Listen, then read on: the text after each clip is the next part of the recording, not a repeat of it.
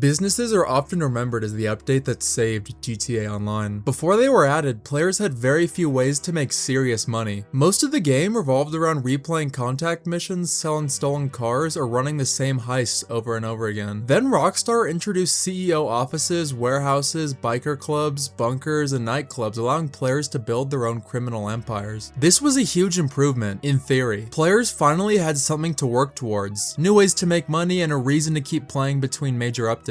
But businesses also changed GTA Online in ways that made the game much worse. They pushed Rockstar towards repetitive delivery missions, increasingly expensive properties, and vehicle design to attack other players' cargo. Every new business required another large investment, another set of upgrades, and hours of repetitive work before it became profitable. Instead of expanding player freedom, businesses slowly turned progression into a cycle of grinding for money just to unlock another grind. In this video, we are going to look at how businesses destroyed GTA Online and what that could mean for GTA 6.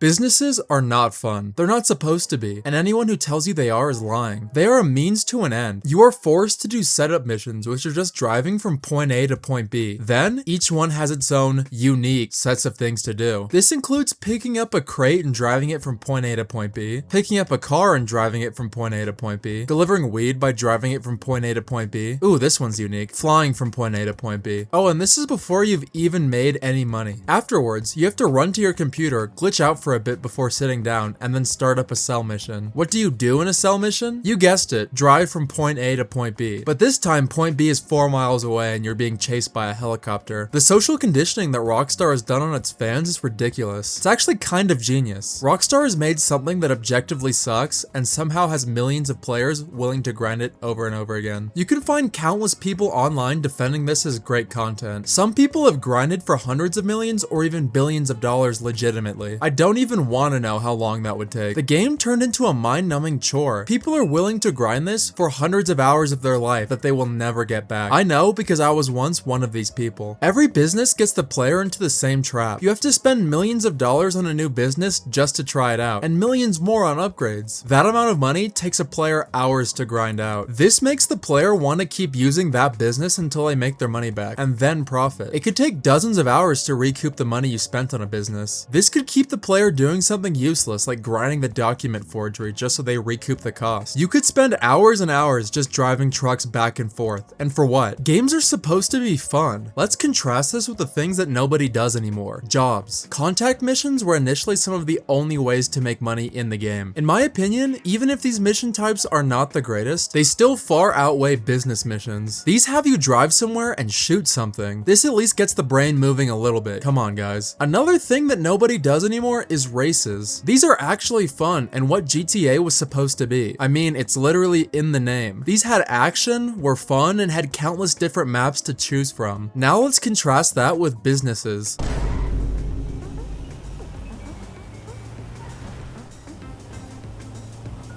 Yeah, see the difference? Then there's these other community series like deathmatches and survival modes. These are modes that actually go beyond, should I say it again, driving from point A to point B. So why does nobody play them? Well, it's because of businesses. The modes in the game that are actually fun pay terribly. So for the average GTA player, there's no reason to do them. Instead, they drive these RVs and mail vans across the map for 40 minutes to make $400,000. Rather than having fun with your friends, you are playing a game that probably most closely resembles a 9 to 5. A lot of this is because so many of the businesses are just way too active. Like, I'm supposed to be the CEO, the guy that notoriously does nothing, so why do I have to drive this DJ to my nightclub? Shouldn't I hire someone to do that? Surely it's more efficient in the long run. By far the worst offender in this regard are the businesses added in the Money Fronts update. This is the worst kind of busy work. It's the video game equivalent of homework. At least with homework you're learning something. You might actively be damaging your brain by grinding these businesses